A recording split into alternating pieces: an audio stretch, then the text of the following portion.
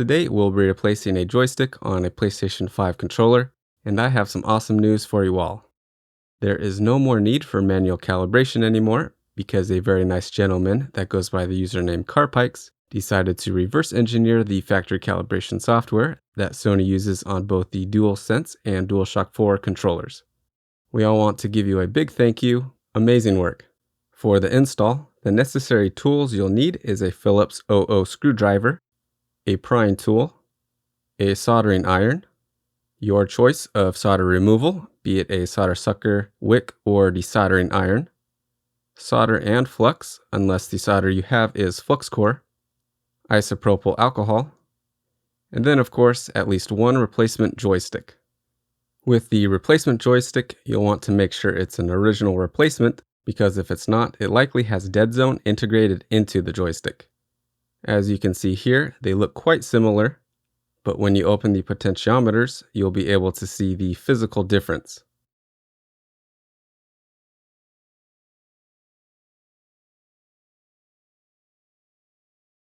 On the non-original one, the resistance pad is noticeably reduced on the inner section. The reason we don't want dead zone is because it will affect gameplay. For example, your character won't move until the joystick is pushed to a certain distance from the center. Unfortunately, these are quite prevalent on the market.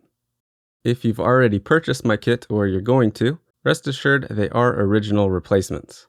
And on a side note, I would love to ask for your help. Currently, the rating isn't great because there was an unfortunate circumstance where a customer received some joysticks in poor condition, and I take full responsibility for that. As such, I've thoroughly inspected each and every kit, so the issue shouldn't happen again. Assuming you're pleased with everything, if you were to leave a 5-star review, I would be super grateful. Extra bonus points too, if you were to add some photos of the install process to the review. Those are always really fun to see. Anyway, back to the tools. Optional tools would be a helping hands, which I recommend. This one I'll be using today seems like it was specially made for this board, as the board fits perfectly onto it, and a cool feature is that it rotates to both sides very easily. But this other one also works pretty well. Another helpful tool is tweezers or small pliers. They can help remove and reinsert the wires and ribbon cables. Next we got some micro cutters. These can help remove the joystick if you opt for the piece-by-piece removal method. And the last optional items are a desoldering iron or hot air rework station, which can be used to remove the joystick. They do make it easier, but aren't 100% necessary, as I'll be showing in the video. On this particular controller we're working on, it has some pretty bad stick drift on the left joystick's Y-axis. I'll be replacing the whole joystick because that's what this tutorial is about, but if you only have stick drift and the joystick itself doesn't have any issues moving around or with the clicking, you can definitely get away with replacing just the potentiometer. Just simply take one from the replacement joystick and replace it with the one causing issues on the controller. Now onto the repair. We'll of course need to take the controller apart so we can get to the goodies. The bottom of the controller has this plastic piece that we'll pry off.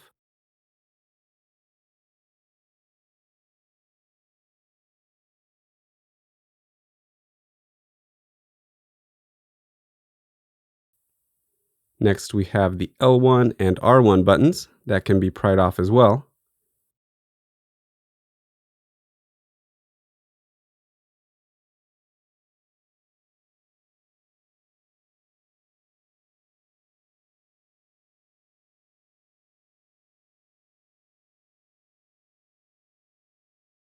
There will be 4 screws to unscrew with the Phillips 00 screwdriver, 2 that were under the black piece, and 2 that are under the L1 and R1 buttons.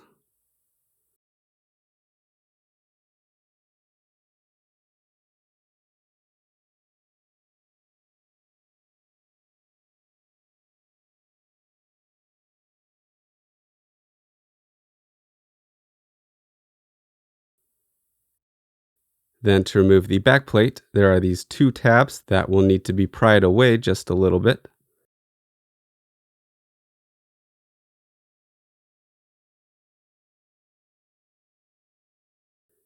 Make sure they are both out of place, and then with a little bit of force, the back plate will come off.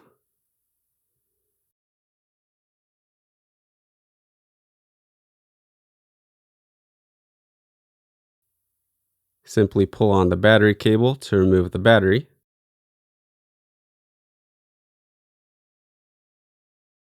If you have a first or second generation controller, you'll have the same layout as this one with the battery case screw, 5 cables, and 4 wires to get the board free. With the third and fourth generation controllers, you'll have the battery case screw, 5 cables, and 8 wires. I'll start by removing the battery case screw, then one of the ribbon cables to remove the battery case. With the ribbon cables, you don't want to pull them by the cable itself, as that can cause them to rip. Don't ask how I know. Instead, you'll want to pull by the hard plastic part near the connection. With the small ones, you can just nudge them from side to side and they'll eventually come out.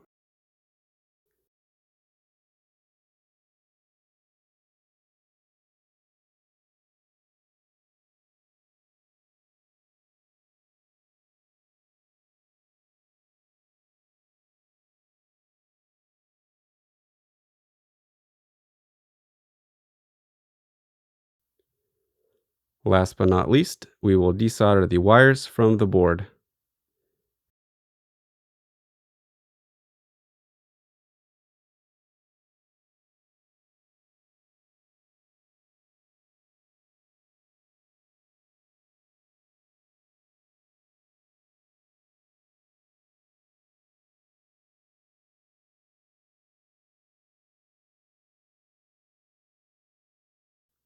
If one of the wires is giving you trouble, you can add some of your own solder and flux to help it melt, or rosin core solder as I'm doing here.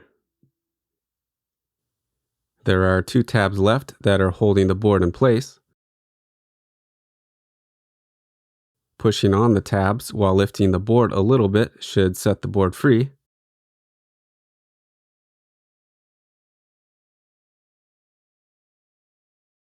And you may need to wiggle the board a little bit to get it out because sometimes the thumbsticks will catch onto the frame.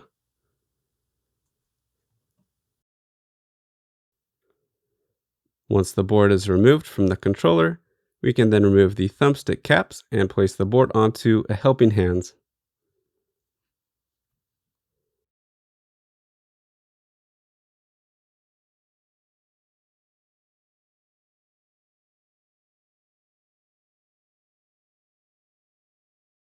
Now there are 4 main ways to remove the joystick. The first way is the old school method of solder sucker and wick.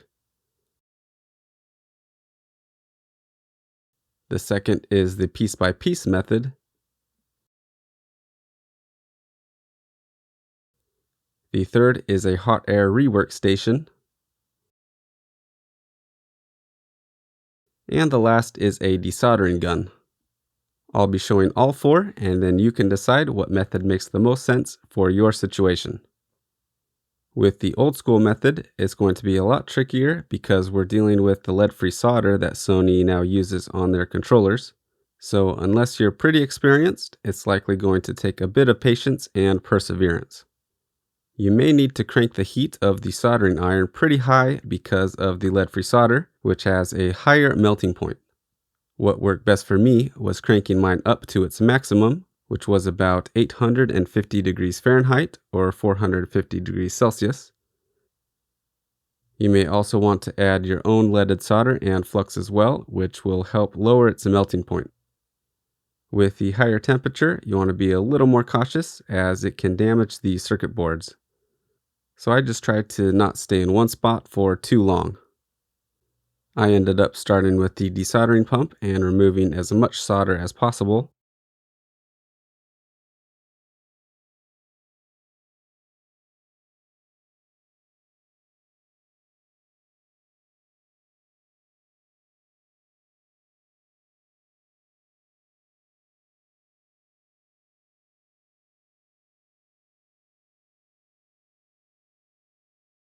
As you go along, you'll want to test each pin for pliability, then taking out the rest with the solder wick. When moving to the wick, you'll want to add a lot of flux, as that will help wick the solder to the copper braid. And once all of them seem good, go ahead and remove the joystick.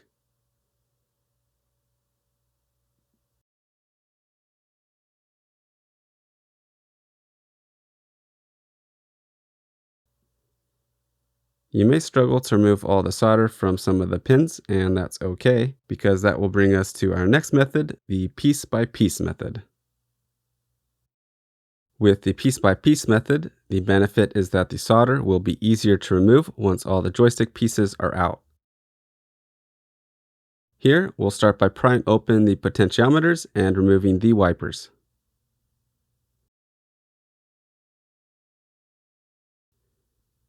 With these, you have the option of removing the whole potentiometer at once or in 3 pieces. With removing it in one piece, best would be using a hot knife tip, as it can easily heat up all 3 pins at once, or you can still use the normal soldering iron tip, as I'll demonstrate here. Adding more solder and flux will also help a lot.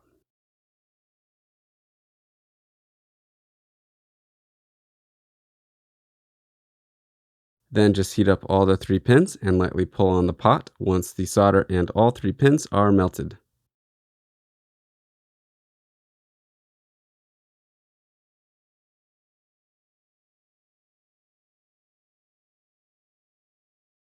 Once it's removed, you can now remove the solder from the holes. Here, I just opt to use the desoldering pump.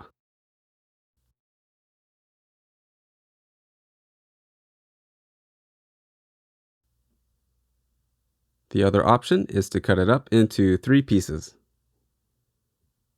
It's a little tricky, as the cutters tend to slide around a bit, but with some patience, you should be able to get it into 3 pieces.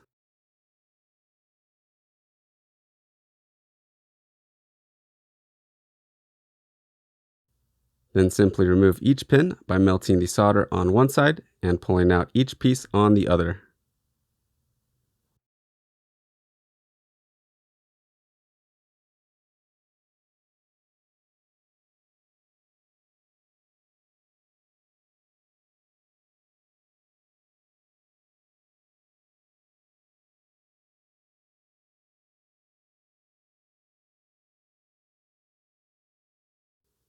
Now we get to remove the frame of the joystick by first cutting each of the 4 corners. The X-axis side of the frame is now able to be removed. Let's cut the button side of the frame in half to remove it, as well as the retaining clip. The center of the joystick can now also be removed, and the other sides of the frames can be cut in half to give us 4 separate pieces in total.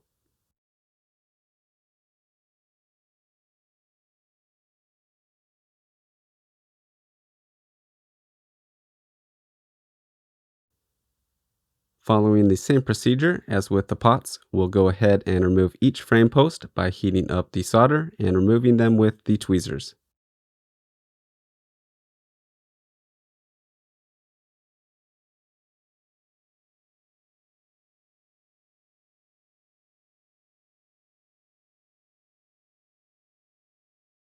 Then, remove the solder from each through hole.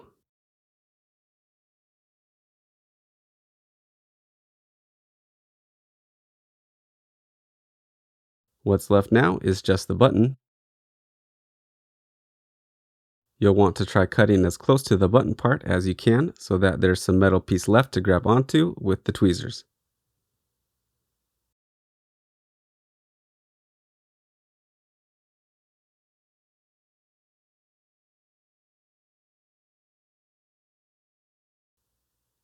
Now we will remove the plastic base and turn it back over and do the same thing as we did with the other pieces.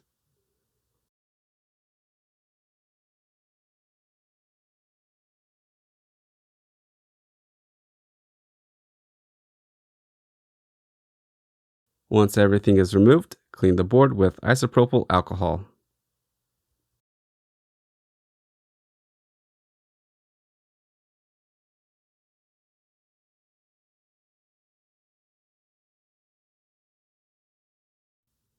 On to the third method, we have the hot air rework station. Many people had recommended I cover this, so I caved in and bought one. After watching a few other YouTube videos, I'd gotten a pretty good idea on how to use it. Nothing I watched covered lead-free solder though, so as suspected, the hot air rework station did little to nothing to it. Following the common theme here, I decided to add a lot of extra leaded solder to all the solder joints. I used the largest nozzle tip it came with, and the settings on the first joystick I used here were 380 degrees Celsius, or 715 degrees Fahrenheit, and a fan setting of 5. After adding the solder, it took just about 3 minutes to literally fall out.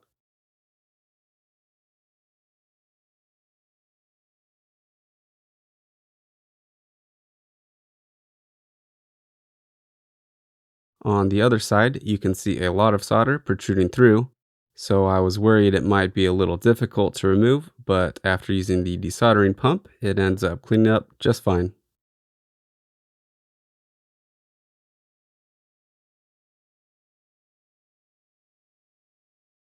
With the second joystick, I was able to cut the time in half to 1 minute and 30 seconds. I had bumped the heat up a little bit from 380 to 400, and the fan setting from 5 to 6. I also added even more solder this time. I'm guessing we could bring this time down even more if we were to increase both of those settings, but I'm pretty happy with 1 minute and 30 seconds. Once the joysticks are out, we'll of course need to remove the remaining solder and clean with isopropyl alcohol.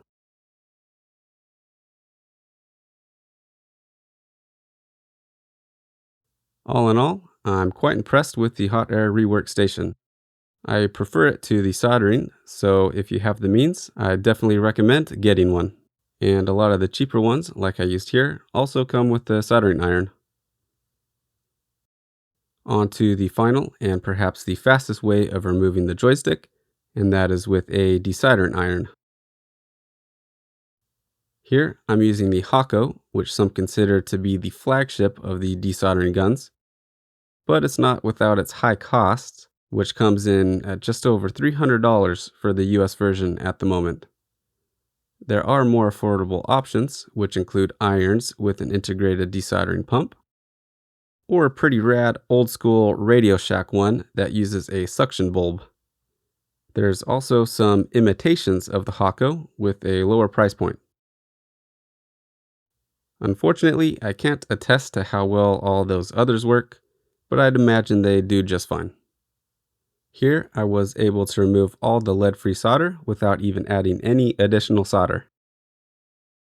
I used a temperature of about 450 degrees Celsius or 840 degrees Fahrenheit.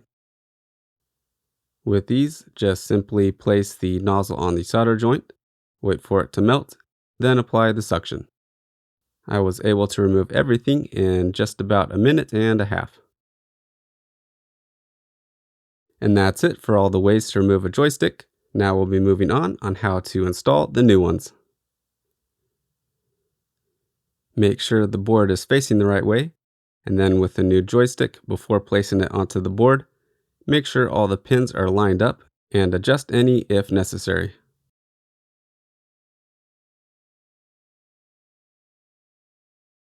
Turn the board back over, and a little trick I like to do to make sure it ends up flush with the board is add solder to one of the frame posts, reheat the solder, and firmly press the joystick to the board.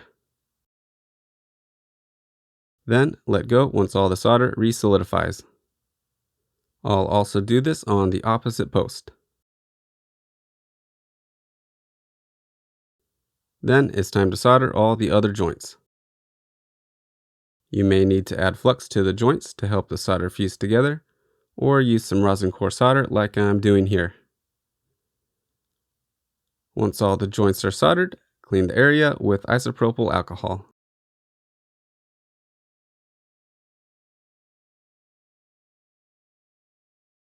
Before reassembling the controller, one thing you can do is test it to make sure everything is responding correctly. Simply go to hardwaretester.com/gamepad, connect the battery to the board, and connect the USB-C cable. You'll want to just quickly test the movement of the joystick and the clicking. If everything checks out okay, it's time to celebrate a little bit and put everything back together. Place the thumbsticks onto the joysticks.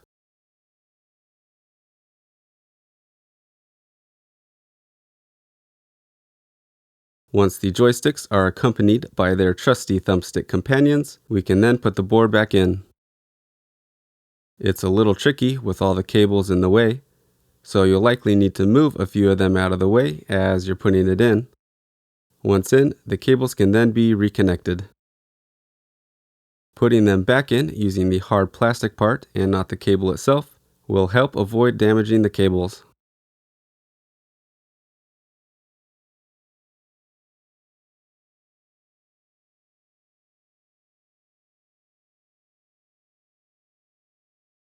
When all the ribbon cables are back in, we can now solder in the wires. The red wires go on the bottom and the black wires directly above the red wires. With the 3rd and 4th generation controllers, you'll then have the green wire and the yellow wire on top. When putting the battery case back in, make sure the wires are placed in a way that they'll be tucked under the battery cover. Otherwise, the controller won't fit back together correctly if the wires are in the way. Then we got the battery cover screw.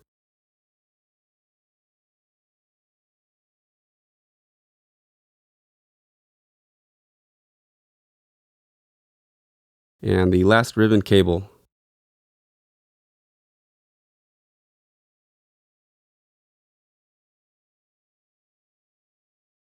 Connect the battery.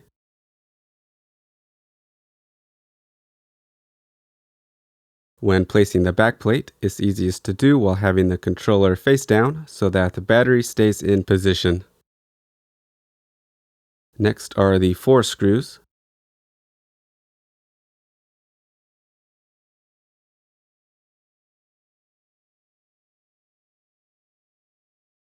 The L1 and R1 plastic pieces.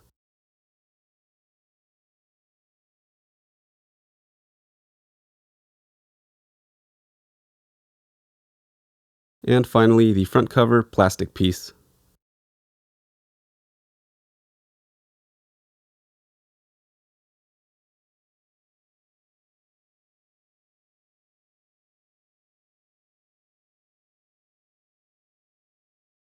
Now onto the fun part, where we get to calibrate. First, open either Google Chrome or Microsoft Edge, as those are the only supported browsers at this time. Also close Steam if you have that open. Then go to DualShock-tools.github.io. There will be a pop-up explaining some of the disclaimers and risks associated with using it. Click Understood. Then click Connect. Then click Dualsense Wireless Controller. If you see it says just Wireless Controller, you will need to update the controller so that the calibration tool can recognize it as a Dualsense controller, and you can do that on the PlayStation or even on the computer. Onto the calibration. To calibrate the joystick to the center, we can click on the Calibrate Stick Center button. It'll tell you to keep the controller connected and to not close the page as you're doing it. In step 1, we'll move the joystick to the top left corner and release. Step 2, to the top right corner and release. Step 3, to the bottom left corner and release. And step 4, to the bottom right corner and release. Click Continue. The joysticks should now be centered. Alternatively, you could click on the Fast Calibrate Stick Center Old button, and it will quickly center the joystick. I've tried it a few times without any issues, and I actually prefer it because, well, it is a bit quicker. Next, we'll want to calibrate the range. To do so, click on Calibrate Stick Range Permanent. If you wanted to test it out first, you can certainly do that with the temporary option. Once opened, I recommend lightly rotating the joystick around once or twice. If done more times or if done vigorously, it may get too much input and you may not get the full range that you want in all the directions.